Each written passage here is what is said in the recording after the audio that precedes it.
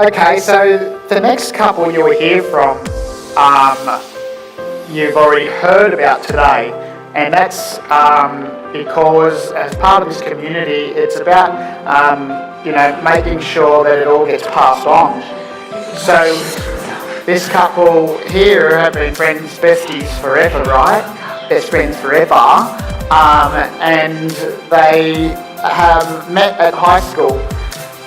One of them was a joint venture partner to Jason and Amy, and from there, the learning and information that was being passed on got them into bigger and better places. Please welcome to the stage, Rebecca and Sarah.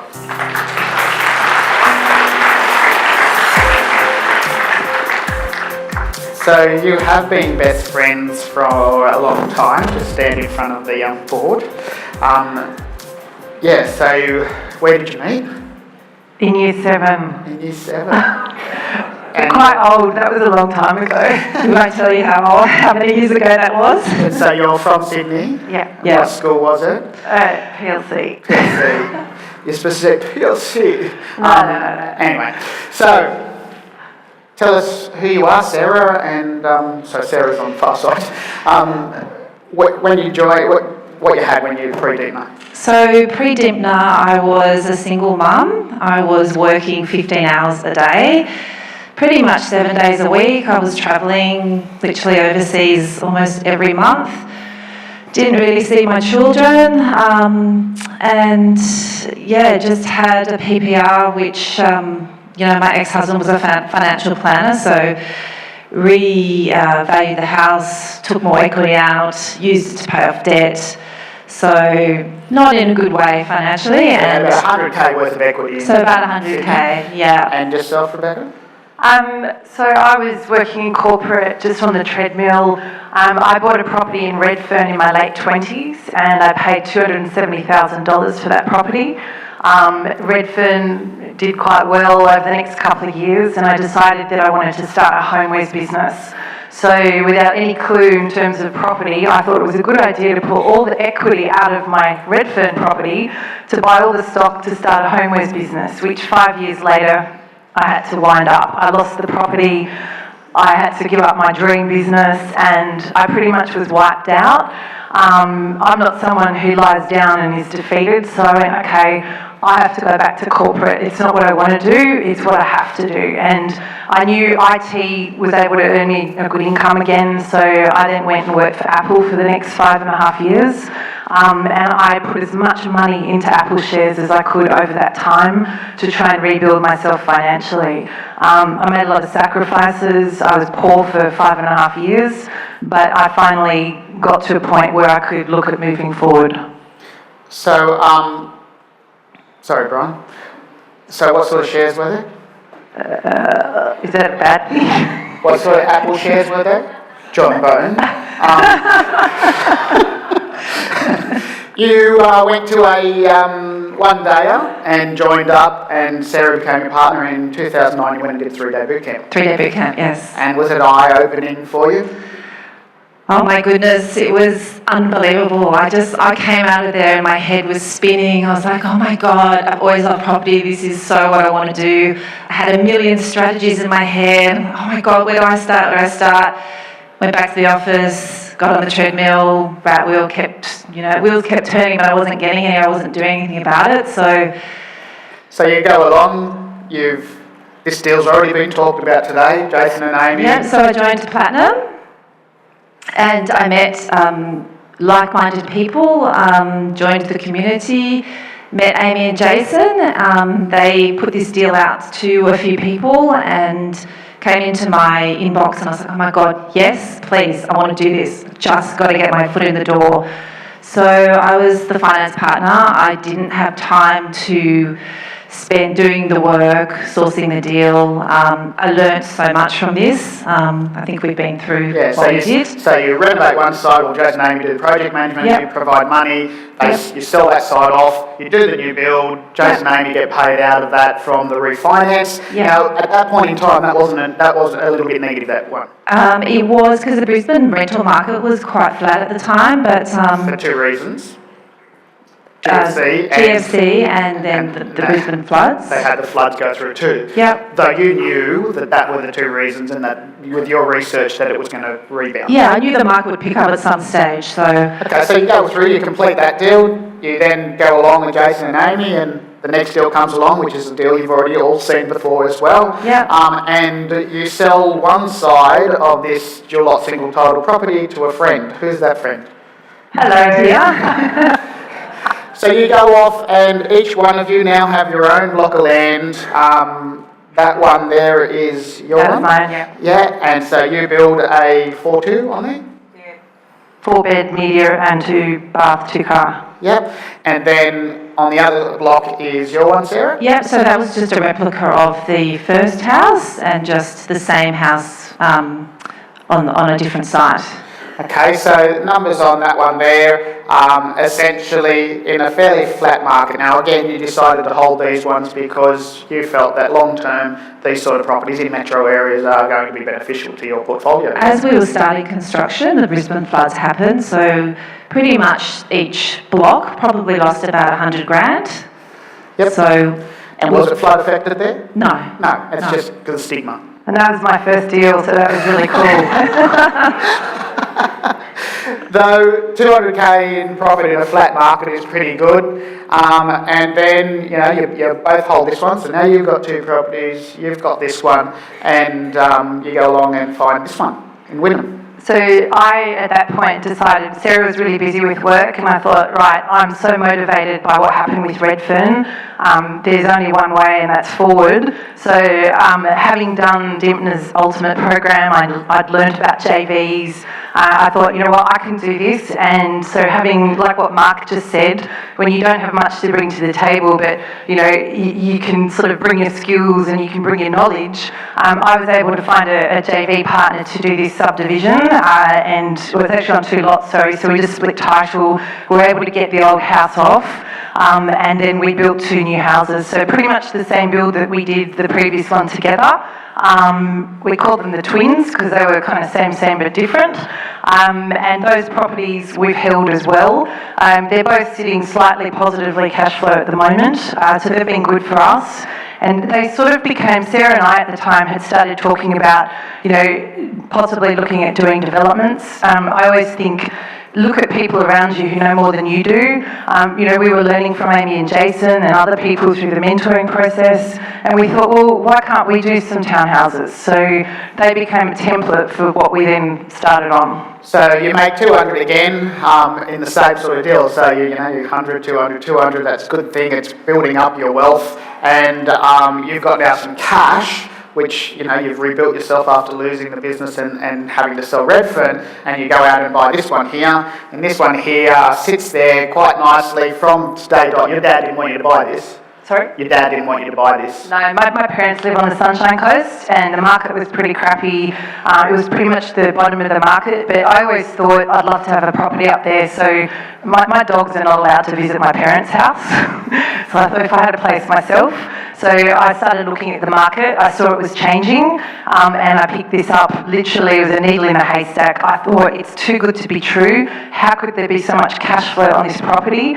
And within the next 12 hours, I had it under contract. It's been a really good property. It's a 6-bedroom house. It's rented by the room, and it's got 2 studios as well on the property that are self-contained. So for me, it was a big financial gain to have a little bit of extra breathing space with cash flow. So good deal. Okay, so now you decide to do this together? So my business went into litigation, so I was now officially unemployed. So my plan B was always property. So this was like a perfect time to actually get in and do something else. So we made a decision that we would then focus a little bit more on something on a slightly bigger scale. So at this stage here, that house there, it's a pre-1946 home, which Yeah. has an overlay over Brisbane that says essentially if you've got a house that was sitting on that block pre-1946, even if there's extra additions on it, you have to keep that house. You can remove the additions. So you can see on this one here, it's actually pretty original, so there wouldn't be much you could do to it, but you have to keep it on the block. So you had to work a plan that would encompass the front house and what you could do on the rear. So we pretty much picked the front house up, lifted it, shifted it, re-stumped it, and the plan here was to build 2 townhouses at the back. It was our first development project and it couldn't have been more challenging. We got this off market through an agent contact of mine, and the neighbour had seen him in the backyard and got wind of the fact that, well, he's a known agent, maybe they're selling. So he got the shits, threw his toys in the corner and had a tanty because he didn't get the property, and basically threatened that he was going to take us to court and delay the whole process for us and cost us a lot of money. He actually did that. So this is our first development, and we ended up going to a mediation hearing, land and environment, sitting in a room with, solicitors and lawyers, and our town planner said, you might get this after 10 projects. We got it on our first project. He cost us about 30 grand. His goal was to delay the whole process in going to trial as long as he could. Fortunately, the judge was on our side, and we lost a few months and a bit of cost, but we're on our way with this one. I do want to point out now, for everyone that stood on the stage today to give you their success story, each one of them has had huge amounts of blocks and brick walls that they've hit and detours that they've had to take. There is no such thing, well maybe there is. Didn't know if you have had a smooth sailing, no problem ever property deal. I can't say I have, right? And Dylan was going, yeah, I'd like to say I had one. So there's always an obstacle in the way, and those people that get up and climb over the obstacle is what it needs to do. So you've got an estimated profit on this one of $380,000. What stage are we at with this? It's in construction, due to be complete in about September or October this year. Now this one here, you were going to sell it, but you've looked at the numbers, and by the time you sell it and pay the tax, the leftover money is not much different than going in, refinancing and pulling out the refinance. Yes, you will have to pay the tax down the track and all the rest of it, but right now, why sell something that's going to be neutral positive in a great area, yeah? Correct. That's your thinking. Yeah. All right, so you go off, you find another one. And this one is pre-1946, and again, notice that the veranda on the second part of the right-hand side is closed in. Well, you can remove that part of it, but you can't remove the veranda. You just have to take it back to its original. You can open it up, yeah. Yeah, so tell us about this deal. This one came pretty quickly off the back of the other one, and this was just being right place, right time, and moving really quickly. Someone mentioned, I think Jason mentioned before, the term old shitter. Well, we use that term, and now you can see why. But this thing was the ugliest looking house. It looked like someone had died in it, but we thought there's an opportunity there, and this then became our second development project. And again, we've had to work with the existing house. That's being re-stumped. We're adding 3 townhouses to the back of this one. Again, we had some challenges. We found that there was an easement, an encumbrance. We had to give 4 metres back to council from the front of the block. So it was really a matter of working with our team and having a really clever architect who was able to maximise literally every inch on that site to fit 3 townhouses at the rear. And that's the beauty of having a good team around you. Yep. Okay, so what stage are we at with this one? So we are in construction. We are going to go to pre-sales next week, and it's due to complete in October, November. So this one here, estimated profit on this one is $600,000. Yeah. And that's, for us, that's really going to be our first pay chunk. Let's talk about that, because I've already mentioned it once today. We are in a position where you're always watching that little bit of money that you can make it, and sometimes you have to buy bread to pay to eat at the end of the day, and some days there's heaps of money left in the bank account, right? Sometimes there's no bread.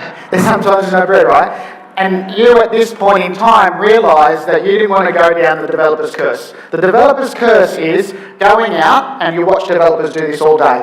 They go out and do these big deals, and they fork out caches of money everywhere, and at the end of the deal, they get sells, and they get to the point where they pay everyone, and then they look at their bank account and hope that there's still money in there with all the worry that goes with that. And you didn't want to do that.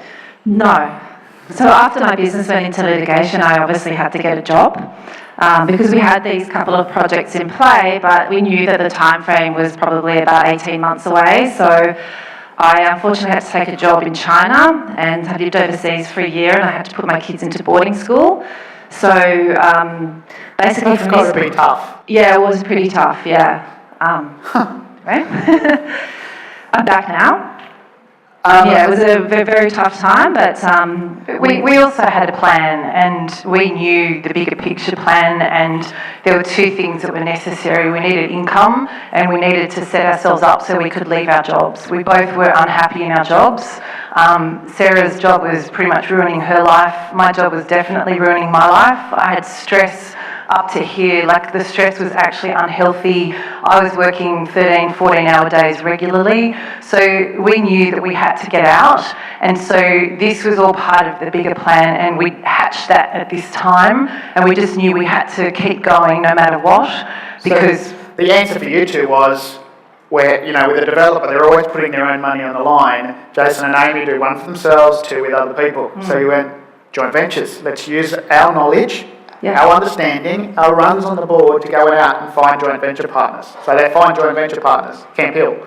This one came through the same agent as our first site, and it's a really great location. It's up on the hill, it will have city views, in a great pocket in the suburb, and it has got an existing house. It's clearly not an old shitter, but we do have to do a substantial renovation, building underneath it, and we're going to bring 2 townhouses down the side and 1 townhouse in up the back of it. So that one there, another project, what stage are we at with this one? We start construction in August this year. Okay, so it's through council, ready to go, and the estimated profit on this is a $650,000 split with the money partner. And that's a 50-50 split. That's generally how we work with our JV partners. Okay. There's probably a little bit more upside in this. That's based on today's numbers. And So we're being conservative here, okay? Because we're estimating forward money, we want to make sure we're conservative on numbers. So when you actually look at numbers closer, that's the bottom end of the range. Okay, so you go into another one? So this was really about the time where we were then in a position to make our move. Sarah had left her job at the end of last year. I came back after Christmas and went, I can't do this one more day, and that was it. That was the straw, and I quit my job, and we had enough money that we thought we can live off for the next 9 months until we get paid our first chunk from that last development. So in our business, our skill sets, I'm front end, so I'll go find deals and work with the JVs and have relationships out there. Sarah's amazing at doing FISOs and doing all the project and development management. So I got to work. This was it. This was now what we were going to do for the rest of our lives. We found this. It's also up in one of the best pockets in Camp Hill. We had thought we weren't going to go back and do any more splitter blocks, but this is a very upmarket area, and this was a good buy. Again, we moved quickly on this site, and we are planning to build 2 high-end luxury homes up here. So it's a good project, and our JV partner on this project was actually my JV partner on that Wynnum project, so that was a good outcome for him. He's backed up and he's now doing this one again with us. So this is the first one you've done where you can actually remove the house. And so $350,000 split on this one to do this deal, then another one comes up and you get green slopes. Now, this is on your own or with a JV partner? We had a JV partner in this deal originally, and unfortunately they kind of let us down, so they committed to it. We had long settlement terms on this project, so they were on board all the way until we asked them to put some money in. And then at the last minute he pulled out, so we were left with a dilemma. We're in negotiations for further extended settlement, and we actually want to hold this one and do it ourselves without a JV partner. But it's a removal of the old house, and we've got 5 townhouses going in on this site. That's what it's going to look like. So $500,000 profit in this one. Try and do it on your own, and you're in negotiations with other JV partners if you need to. Just so we also got this one through a buyer's agent, so we... Sorry, Dipner loves buyer's agents. I didn't mention it before. I'm yet to see a deal. That's maybe the first one where actually a buyer's agent brings something to the table where we can do numbers on it and go, okay, that works. It cost 20 grand. It was a 20 grand buyer's agent fee, and once that was factored into the FISO, the deal still worked. So happy to pay that for a good deal. Good ones. There's good buyer's agents out there. Okay, so now we go along unit development in Manly.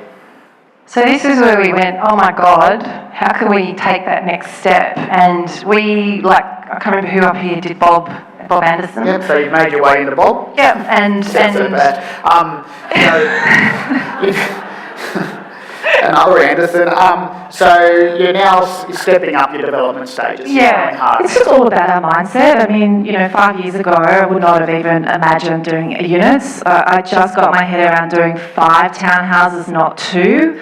And just said to Rebecca the other day, when did our mind change that we are okay to do developments this big? And it just happened. I don't know, it's just the way it went. It's part of the evolution and taking those steps and just, I guess, never doubting yourself. But so all of a sudden we find ourselves with a triple lot here, where we are proposing 15 units. There is potential to put 17 on. But it'll be a good project for us. So we have a JV. You've got 3 lots side by side, so now you've got a pretty big site. You secure one with longer settlement, longer terms with a double block, and a single block you do a 3-month settlement on it, yeah? And this is a good example of having to give the vendor what they want to make this deal work. This was an off-market deal, and both vendors, there are 2 separate owners, they both had different requirements. So we've got a 10-month settlement on the double lot with the house, but the other owner of the land, they needed to get their money out of that quicker. So we came up with a solution that looked after both of their requirements, and it's a current project for us now. So this one, just a little bit of an estimated profit of 1.5 million? Yeah. If we get the other 2 on, it's probably going to be closer to 2. So we have a very happy JV partner in this deal. Yes. All right, so let's look at where you were. So 2009, you started with Dibna. That date's wrong. Sorry. Imagine when we met in year 7. We're going through a few deals going through as you went along, so all these extra deals that you've been doing, and you get to the point where, of course, you're really well off and you've got these deals in place. So for us, you've got a total properties held since attending, $7.25 million, and profits from the current sites in development there is 3.6. A round of applause.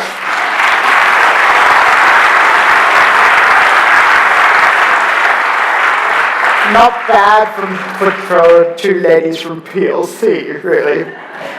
Parramatta Ladies College, is that what it was? So only people from Sydney would understand that. So talk about this. You're up here. You've done amazing things, and there's more to come. You've got a Walt Disney saying up there, and what advice would you give to everyone? Look, for me, my biggest goal from all of this was to be able to spend time with my children. They're 13 years old, and I really feel like I haven't spent near enough time. They've grown up literally without me, and for me now, I get to drop them off at school even though they're in high school, and I get to pick them up like babies, and I love it and they love it. When I first did the boot camp, I was just wanted to get in. I didn't know how, joined the Platinum, and I just had to start somewhere. But once you start, it just evolves. You do one and that leads you to another, and then you meet a different person and that person, and suddenly you've got this inner circle of like-minded people. You've got your team, you've got your town planner, your agents, your builders, and you really just start. That's my advice to anybody. And I think for me, just have a dream, have a goal. Don't ever question your ability to do it, because if you put your mind to it and you don't take no for an answer, I honestly think anything's possible. I mean, in this journey so far, we've done everything. We've knocked on little old ladies' house doors. We've had the we've had the scotch, actually, not the tea. I had to drink a scotch and water. But, there was one place that we were looking at buying, and, the guy had dropped his shopping out the front of the house. So it's that's a reason to go knock on the door. You've got something. But, do whatever it takes. And I don't know, like, you know, I've left the corporate job and the security of employment twice now to do this. The first time I jumped off a cliff blindly, I had no plan and I was actually stupid. The second time, we've done this now with a plan, and I just think, have a plan and follow it, and be around like-minded people and learn from everyone around you, have great mentors, pay for education, it's worth every cent. And then get out there and actually take action, because when you do that, you learn even more.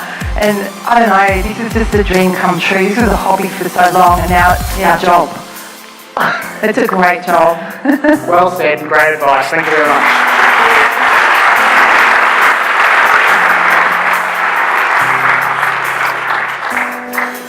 Okay.